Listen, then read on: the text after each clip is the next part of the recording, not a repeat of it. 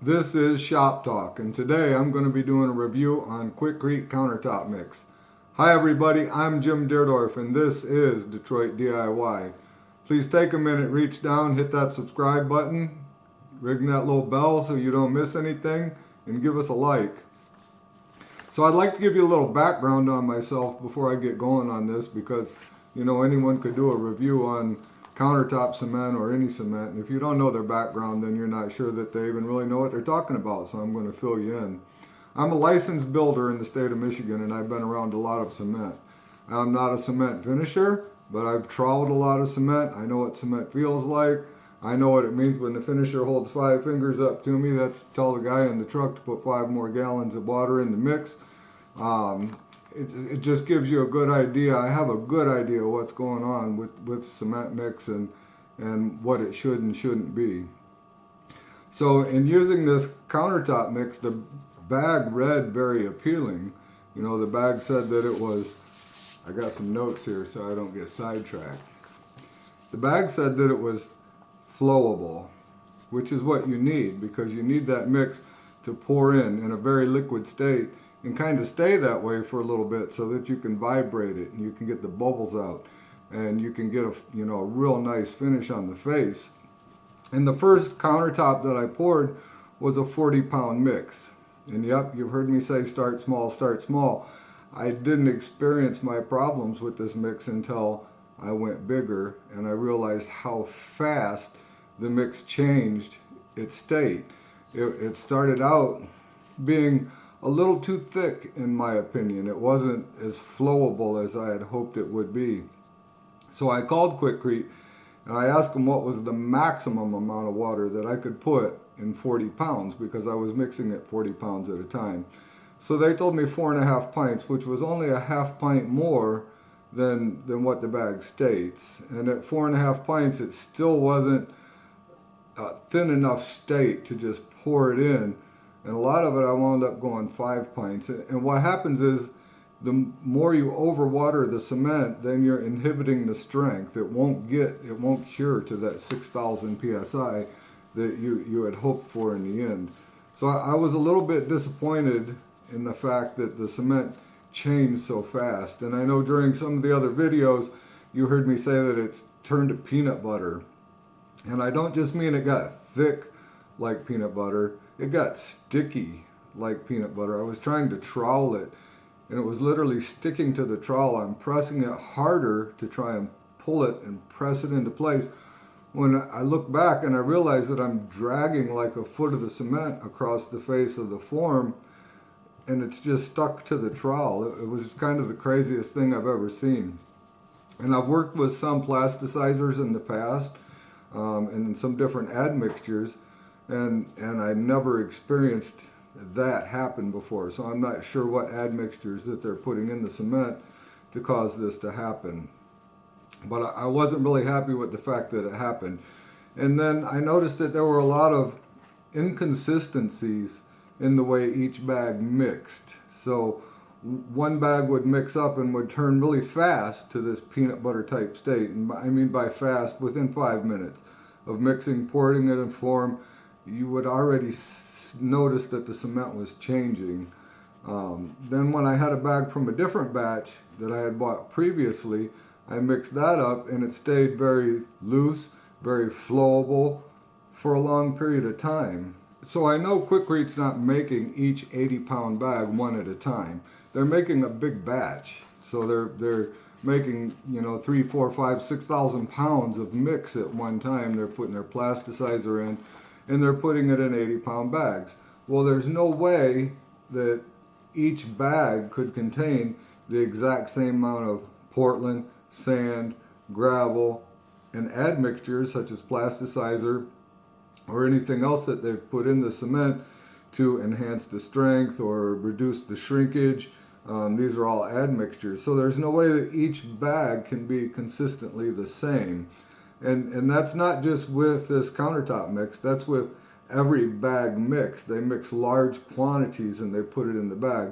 Sometimes maybe they've figured out things a little bit more, and the more of the right mixture gets in the bag, or it's in such a way that you don't really notice it. But with so many admixtures in this concrete countertop mix, I believe that just because of the way that it's made, the bags come very inconsistent. And not only just inconsistent in the way they mix, but it's also inconsistent in the slump that you get. So some will be thinner, some will be thicker, some will turn to peanut butter really fast, some won't. So that was my issue with Quikrete Countertop Mix. As far as the strength, Quikrete says that it cures to 2,000 psi in 24 hours, 4,000 psi in 7 days, and 6,000 psi in 28 days. I have no way to know if mine did that or didn't do that, because I don't have a testing facility to see what the compressive strength is of this finished concrete. I'm sure that their main mix, or the mix that they sent to the lab to be tested, did test at that, and I'm sure that they're selling it at that. So I do believe that it's a very strong cement. They say that it's specially formulated, flowable, high-strength concrete mix for use in precast and cast-in-place concrete countertop applications. So I do know that the guys who are doing the cast-in-place countertops tend to like a mixture that's thicker, a packable mix. And there are some companies online that sell concrete mix, per se Randy Rhodes concrete mix. His mix is a thicker, packable type mix and designed more for a cast-in-place countertop. However, he does sell plasticizers and other admixtures that you can put in his mix to make it more of that pancake batter or that looser, flowable mix, so that you can use it in a precast application. So when I read this on this bag, this was very appealing to me. I wanted to get something at the big box store that I didn't have to go and mail order, 350 pounds of cement, or how many ever that I wound up using in the end. So I figured shipping on that would be fairly expensive, and if I could find a big box store option to do this, then I would be saving money.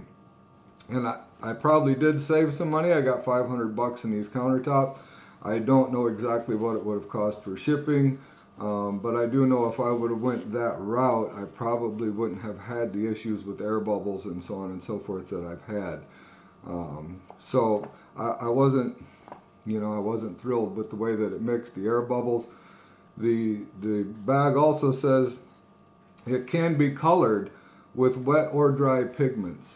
So I opted to use the Quikrete Countertop, or the Quikrete brand colorant, which was a liquid in a bottle. And to be honest with you, I wasn't real thrilled with that either. Some of the bottles, maybe they were old, I'm not certain, but I shook them and shook them and shook them. I shook them to death, and then I'm pouring it out, and you wouldn't really know it, but when I got near the end, all of a sudden a big chunk of hard colorant was in there that didn't get mixed up. So my color wasn't true on some of the countertops. Some of the bottles didn't do that, and some did. So it was just inconsistent. If I would have known that in the beginning, I would have took a skewer or something and stuck in there and stirred it up and tried to get that blended up better.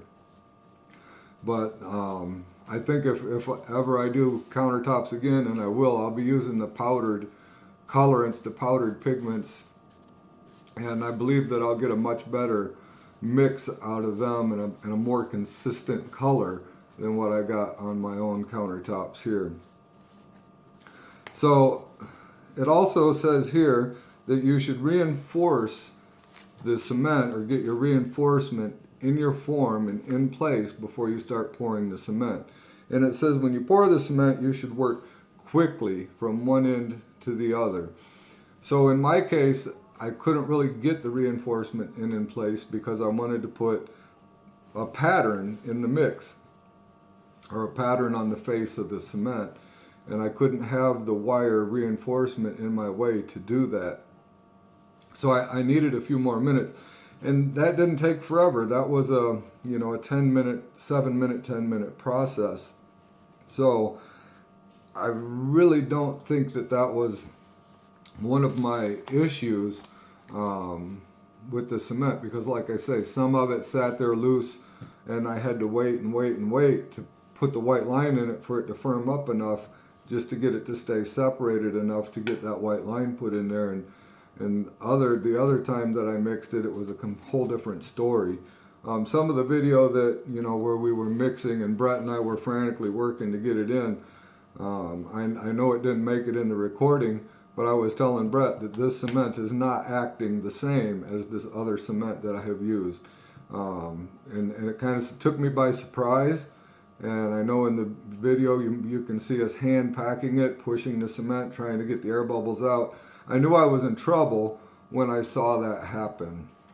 I've also done a little research and I found more information online. I can't really find any videos, but I can find some forums, and I found a couple of articles wherein one gentleman poured his concrete countertops using Quikrete Countertop mix.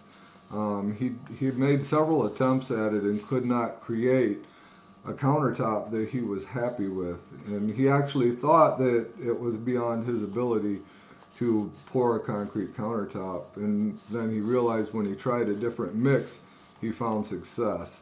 So he was struggling with the inconsistencies in the Quikrete mix. And another article that I read, the gentleman used Quikrete Countertop mix and it was inundated with air bubbles. He patched his air bubbles with rapid set mortar mix and left it its natural color, which is a light gray. I kind of call it a sandstone. I think it's more of a light tan.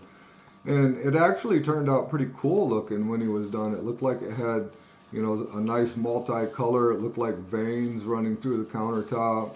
I kind of really liked the appearance of what he got by patching those air bubbles. So it just all depends on what your plans are and what you want. But he made a nice bailout, in my opinion, with the air bubbles in the way that he patched them. So the Quikrete Countertop mix is Didnt curable, meaning that once you finish troweling it and everything's ready to go, you can put some plastic over it, and then you let it sit for 18 hours. And they're saying that you can demold it within 24 hours. I would probably take the side forms off in 24 hours, but I don't think I would try to pry it loose from the face mold for 48 hours minimum, especially a bigger piece, because they get so stuck because of the silicone that you use to seal the mold, and probably just the tension between the melamine and the face of the countertop. They're pretty hard to pop loose. In fact, it takes a little bit of prying to get them to go. The first ones I popped out, I was really surprised I didn't knock the corner off of them. They were that hard to pry loose. And I was actually shocked that I didn't, because I pried on that little edge pretty hard and it stayed in place. So as far as strength goes, I think they've got something going on there. But in all realities, if I had to do it again, I wouldn't use the Quikrete Countertop cement. In fact, in a couple weeks here, I'm going to highlight a different mixture that I've used a little bit in the past, and I'm looking forward to using it some more. I'm going to do some countertops for my daughter's house, and we're going to use this mix, and we are actually going to use rapid set mortar mix. It's a pretty unique mix, and I'm looking really forward to it. So that's all I got for this. I hope you enjoyed it. If you did and want to watch some more, click one of them two videos that are going to pop up right there. I'd like to thank you for watching, and I'd like to give a special thanks to Tony Iaconelli and Brett Wimmer, because none of this could happen without them.